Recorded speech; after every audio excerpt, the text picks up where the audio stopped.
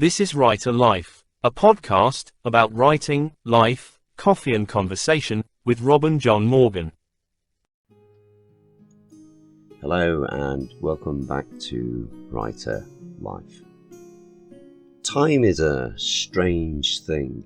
It weaves into our life in unseen ways, and it does play a big part in the reflection of one's life. Most of us who read have an era we enjoy, be it pirate novels, steampunk, sci-fi, or period dramas. We read them and get pulled into them without even realizing. And for me, it's one of the most wonderful aspects of reading a book. Recently, I've spent a great deal of time going back through all of the books in the Heirs to the Kingdom series, as I did a recap in order to refresh myself on the facts of the story for the new story arc that I was writing, of which Rise of the Raven and The Countess of Darkness have now been published. I'm also looking at Heirs to the Kingdom for another project that I'm working on, which hopefully, is for some time in the future. But it's interesting to look back and just get back into the stories and relive those moments as I did all those years ago when I was writing Kingdom. Because, for me personally, when I began the series, I absolutely lived in the Woodland Realm and in the story and in the detail of the story every single day. In many ways, I think as I look back, I kind of feel the nostalgia, possibly in the same sense that I would if I was to read Treasure Island again today. Because for myself, these were the first books that I wrote. They're special and precious to me, even if I do encounter the odd blip as I look back at them. I've come a long way in my writing journey, but the one thing I love the most about these early books is that they still feel current, almost as if written today by me. And, I do wonder, would they remain the same? Would I make changes? I don't think that I would. I'm happy that they still have got that feeling and presence of the spirit of that day, and yet they would slip easily into today's book market, even though I did write them actually 15 years ago. Of late, I've looked back through some of the many posts that I've also written over the years on my heirstothekingdom.com blog, and I came across one that I wrote last year in 2022, which had the title of Writing Timeless. So for today's episode, I've done a bit of an updated version as I've looked back at that blog and considered an awful lot of what I wrote back then. And I've since, written a lot more books since I wrote that down. And so for today, the thing that I want to look at is actually time itself and how we have the ability to suspend it to make the reading far more involved than it would normally be. It's rather odd as I sit here looking out of my window on what is actually a very beautiful, bright, late May day. The sun's shining, the leaves are not really moving a great deal, and everything in the world feels warm and lush and filled with life. When I wrote this blog back in 2022, it was actually the summer solstice, which is in June. And as I wrote the blog, I sat back and I thought back to some of my earlier days, and some of my druid friends at Stonehenge on what was the same solstice day as I watched the sun. It's funny remembering the times and, going back all that time to my youth and the long talks with those around me about being a natural human being, living a life that's connected to the world around us and honouring it. I was so young and filled with this kind of crazy, wild, creative sort of head full of ideas. And yet here I sit on this beautiful May day, and I don't really feel very, very different at all. I don't feel that I've changed. No, I've aged. I allegedly have now gained wisdom. And there's definitely silver running in threads through my hair. And yet, for me, time feels stood still. Because nothing has changed, and yet everything has changed. It's kind of a fun and strange place to be in my life at the moment.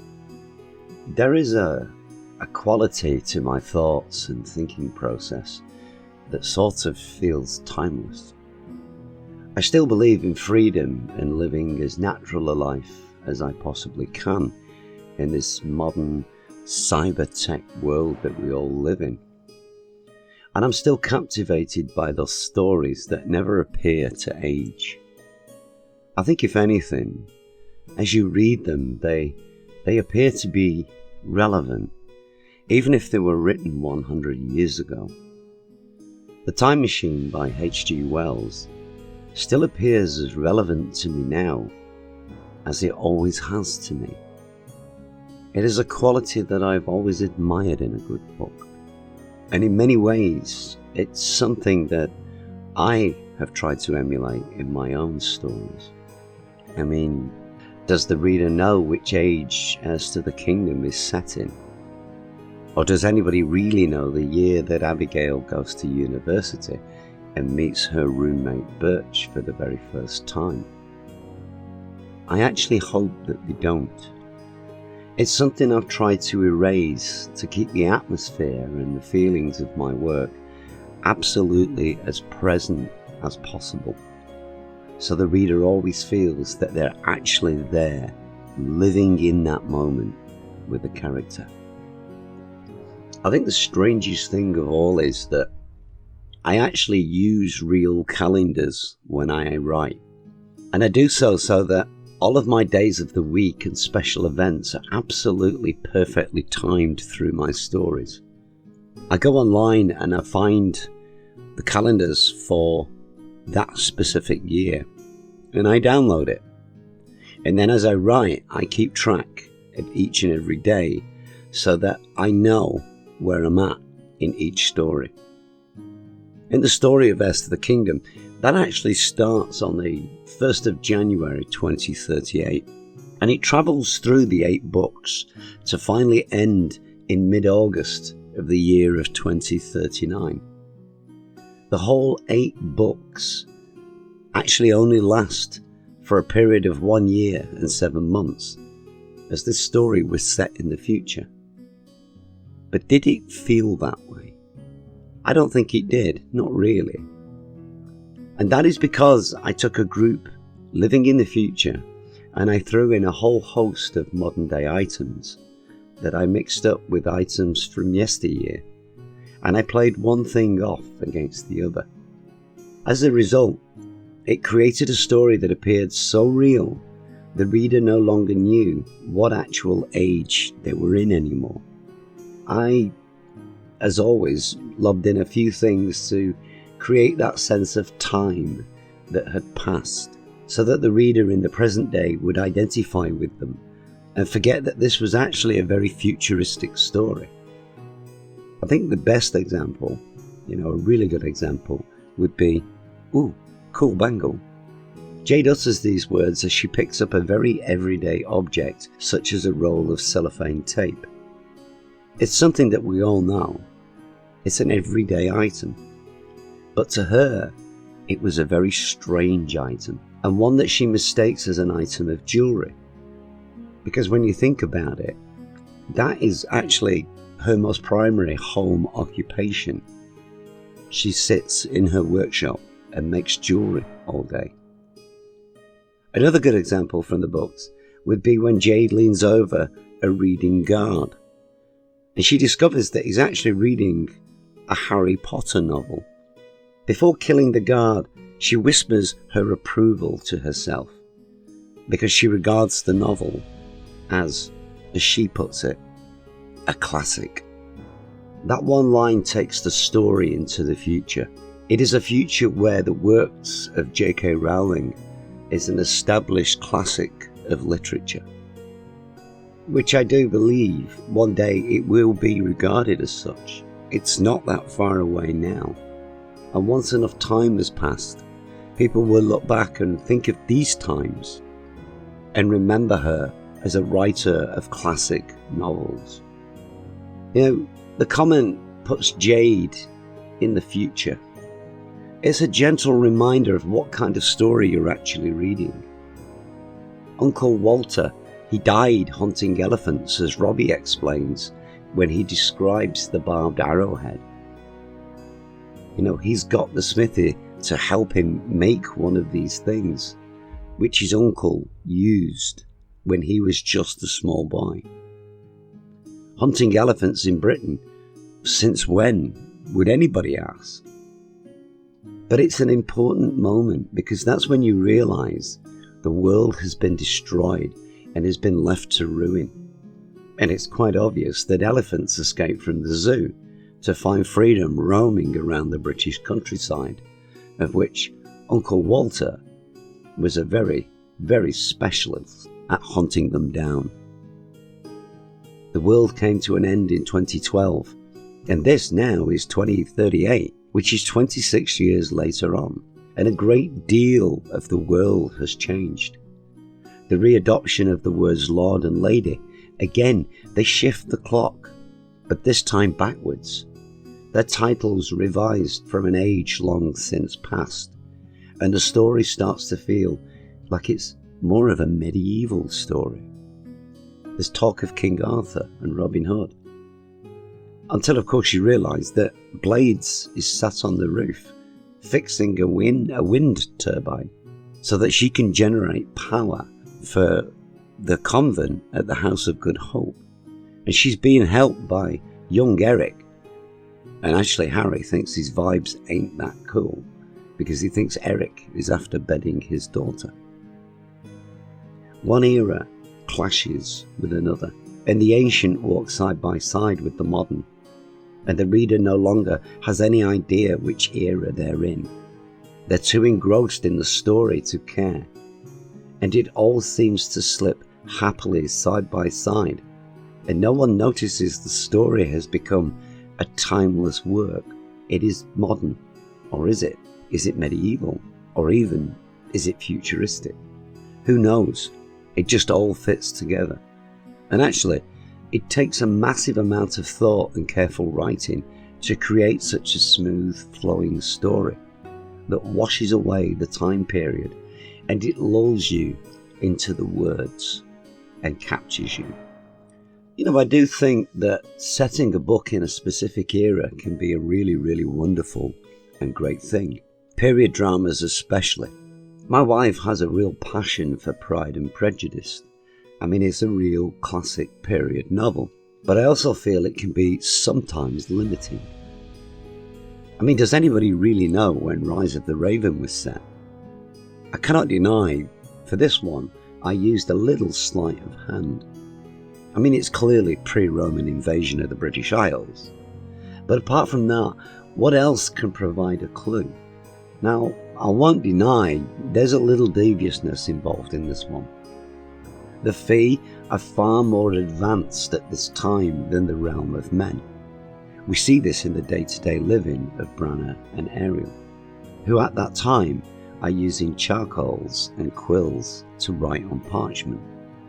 Now that's something that the world as men in general has not come to adopt in day-to-day life.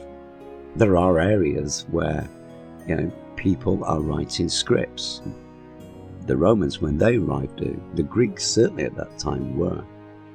But in mainland Great Britain at that time, when the book was set, most of the realm of men couldn't read. So why would they write? Their life at that time was hunting and toil in the fields. So when Branagh makes her escape, her first encounter is a hunter who trades with furs for gold.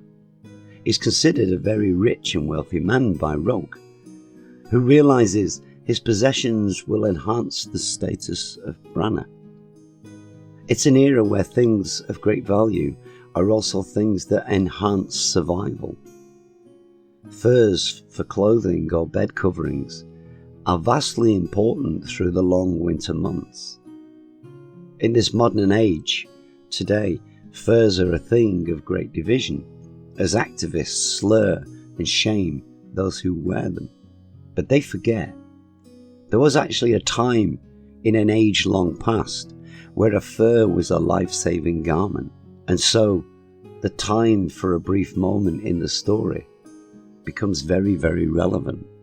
Later in the settlement at Tintagel, Branagh enters a longhouse of wood. It's got dirty floors and a fire pit in the centre. It's a very different way of living compared to her small brick house that she has in Avalon. There are no separate rooms, it's just one large room, and they all sleep on the floor, whereas Ariel and Branagh sleep together in a bed in a far more advanced realm, which is the realm of Avalon. Bouncing the two completely different lifestyles kind of plays tricks on the mind, and suddenly the era and the dates start to fade away, and all that matters is actually the story. To add more weight, Berengar walks out on his father after an argument, passing through a door that has a heavy cloth to cover it. The house is of wooden construction, and yet there's no wooden door. They hang heavy materials to create their doorways. All of this distorts the time frame, and it draws the reader closer to the detail of the characters and their actual dialogue. Their words, what they say, how they phrase things, becomes far more important to the narrative of the story. It is sleight of hand, and it is deliberate, as I want these stories to flow in such a seamless fashion that the reader becomes more and more engrossed. What year is Abigail's summer set in? Does anybody really know? Or even care? Abigail's Summer, the first of the Curio Chronicles, is a modern novel set for this age, and yet the years over the series pass by. In book 1, Abigail is 19 years old. In book 2, she's reached 24.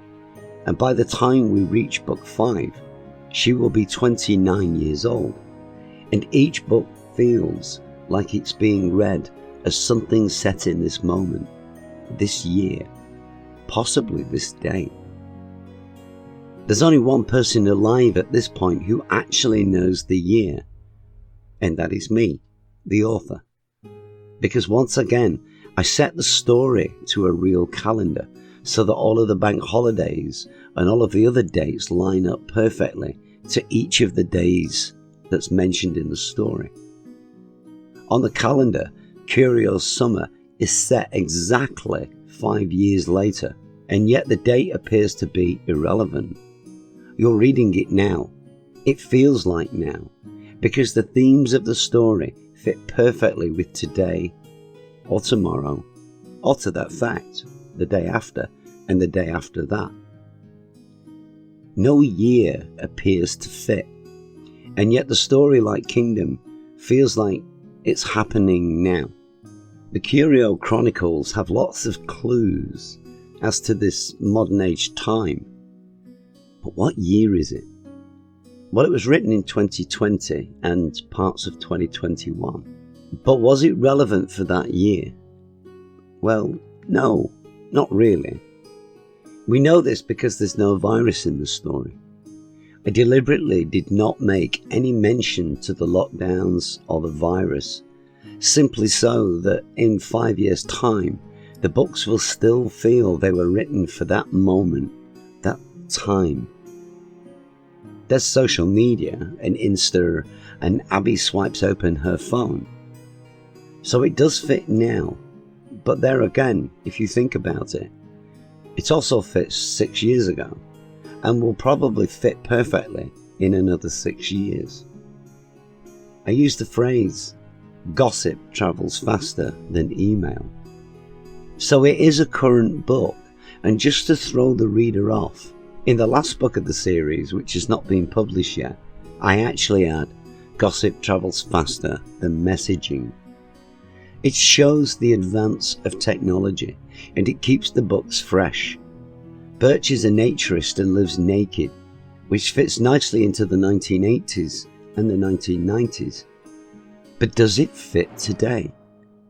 Actually, with over 50 million naturists in Europe in 2021, and a reported 7.5 million in the UK in 2022, and those are just the ones that we know about, Birch is actually a hell of a lot more current and up to date than most people realise.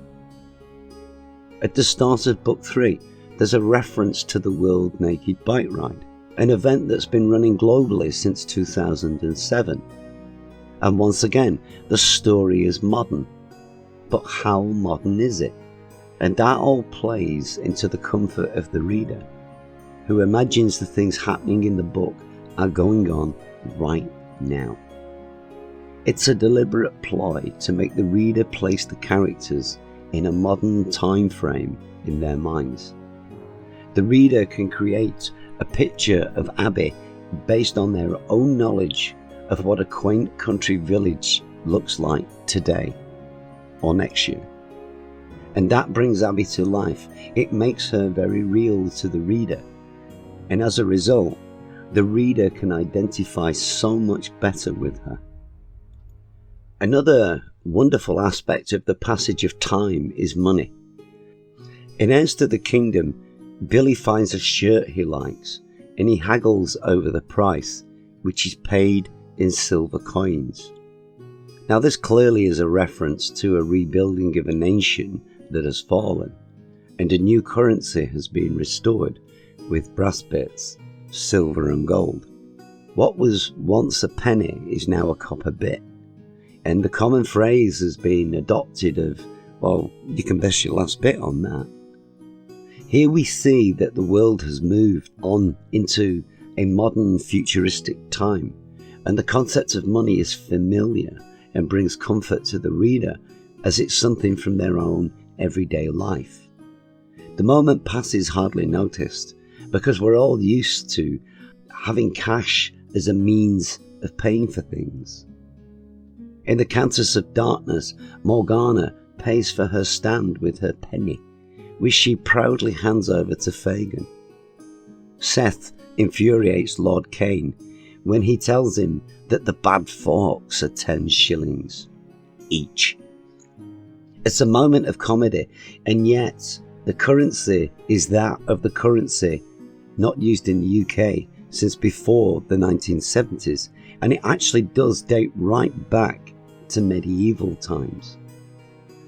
Once again, the Countess of Darkness is set in Avalon, a realm far more cultured and advanced than that of the world of men, and yet the story slips seamlessly from one realm to the other without the reader noticing the two very different living standards.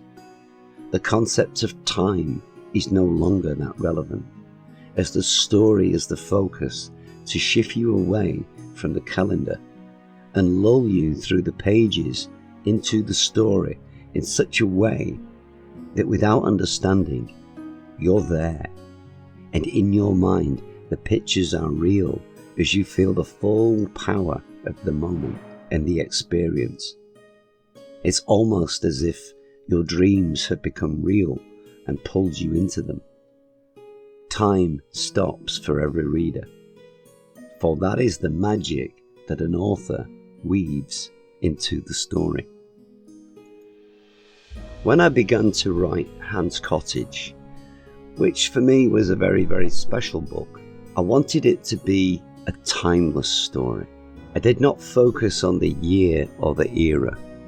I just wrote it in such a way that I hoped it would feel like it was actually frozen in time. There really is no set year for this book, as I brought the ancients and the modern together. Randolph and the Nen are both timeless. I mean, nobody really knows how old Randolph is, and yet there are actually some clues. It is revealed in the story by Baruch that his people came to the island approximately 90 of Emily's years ago, and Shelley talks of a tale where the Nairn fled Scotland led by a man of light, which could only be Randolph. Now to Emily, Randolph only looks around late 50s to about mid 60s, and yet he is a walker of the light, who 90 years ago was old enough and wise enough to lead the Nairn to a safer haven. Walking in the light is the timeless quality I brought to Hans' cottage. So when Emily asks Esme how old Felix is, as she tries to work out his age so that she can give him an antihistamine, she's more than a little surprised at the answer. Be honest, every reader thought Felix was only a young teenager, possibly 14 to 16 years old. We're only young, Emily. He's 46. Nairn do not mature until they are 50, something that completely wrong-foots Shelley, who is utterly mind-blown by the age revelation. That simple twist makes the story timeless, which to a degree is the point of the story. We all are, which is why remembrance is so important to all of us. I began this podcast reflecting on those moments of conversation, sat in a stone circle where I was a young teenager. Through this passage of time since that I began the episode, I too have aged. I've gone from being a young, idealistic teenager talking of life and its meaning, and I've aged to my true age, the writer who has used time to enhance his written works. That time is not gone. It's there in the back of our minds.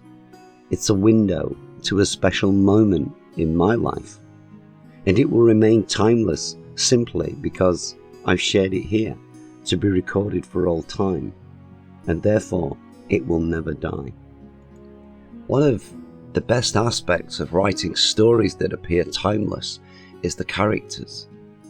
It is clear from Heirs to the Kingdom that Herne, Opal and Morgana Le Fay are ancient, but the one character that I especially enjoyed writing was actually Ariel.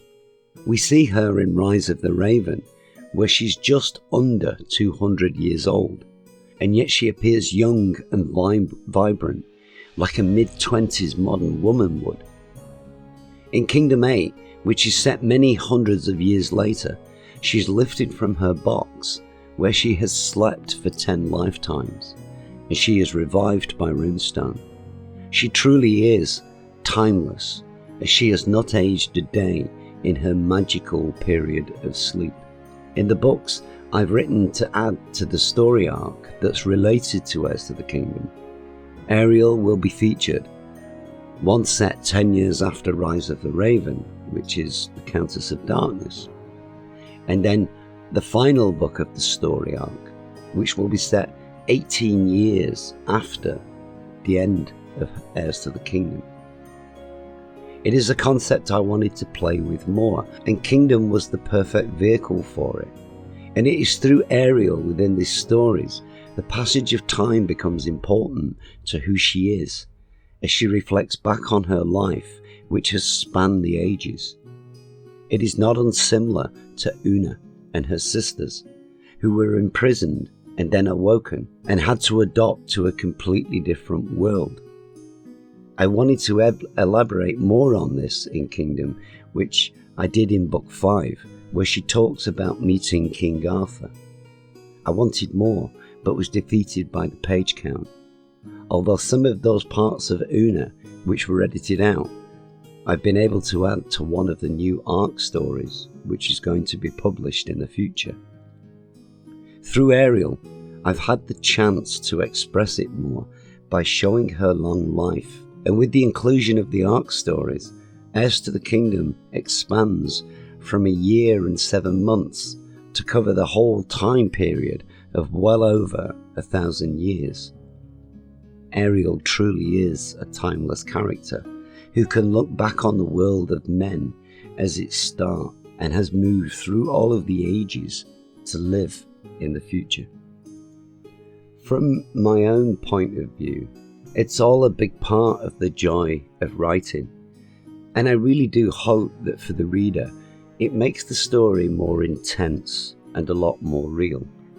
I want the readers to be focused and present in the moment, and I want them so engrossed that the story swallows them up completely, so that they bask in the pleasure of the immersive reading the book should provide. Has this been achieved yet? As a listener of the podcast, I am assuming of my books. Only you really will know. It is always a joy to get feedback on the books and how the reader perceives them. And all of the comments and messages that I get, I read with such a thrill, knowing in part I've achieved my goal. It is another of the great joys of writing for everyone. I want seamless and timeless stories, and I'm always looking to make the effect deeper and better for each new reader. And so with that in mind, I'll look to the past and note the improved efforts and continue to write frozen moments to enhance the joy of my words for every single reader who picks up one of my books. Time is such a wonderful concept, and I suppose I've kind of been preoccupied with it for many years of my life. As I said earlier, The Time Machine is one of my all-time favourite books. I love the fact that it had such a massive impact on the world at the time. It's a known fact that it influenced Robert Oppenheimer so much. He went into physics, and because H.G. Wells had talked about a world where the atom was split and there was these horrendous weapons of mass destruction, Robert Oppenheimer, in his research, managed to split the atom, primarily spurred on by H.G. Wells, who'd written his book many, many, many years before, and Oppenheimer had read as a child. The concept of time and making a story timeless, because H.G. Wells' Time Machine is still relevant now, is such a wonderful concept. I hope all of you have enjoyed this today, and I offer you my hearty thanks for listening. I really do appreciate it. Everything that I write is available in digital or downloadable formats. You'll find them on every platform, not just the one big one. If you have a phone or a tablet or a laptop or a PC, there's ways and means of downloading from all sites across the entire universe of book reader and downloading apps. Like most writers today, with over 3 million books a year being published, it's not always easy to get your books front and center so everyone can see them. So if you do read something of mine and you really do enjoy it, please don't be mean, share. Writers need people to talk. We need talkers. We need people to share their joy. Tell your friends, this is a great book, I really loved it, this has got this has got that. Get the conversation started and try and get some of your friends who maybe would like similar genres to you to pick one up and give it a read. I try to make my books as relevant as possible, and I try to put a little wisdom in everything that I write. So if you really do enjoy a book or you have a favourite, please head over to many of my social media sites. I'm on Facebook, Instagram, Twitter, even Tumblr, and put a like on a post, add a comment, share it. Help me to show the world that I'm here, I'm writing, and I'm trying to get others to notice my work. The same goes for the videos. If you really have enjoyed this podcast video, please give the video a like. And if you can, subscribe to the channel so that you get advance notice of when all my videos are coming out. I'd like to thank everyone who has supported my writing life to date, and thank all of you for listening. No doubt I will be back with another episode of the Writer Life podcast, with something equally as interesting or puzzling for all of you soon. Thank you. Thanks for listening to the Writer Life podcast. If you have enjoyed this episode, or there are areas of Robin's stories you would like him to discuss, please add your thoughts and questions in the comments, and we will include them in a future episode. You can follow Robin on all his social media links, which you will find listed below, and please, like and subscribe to this channel, so you get the latest notifications when he posts. All Robin's books are available in digital and print formats to purchase or download through all online book sales sites.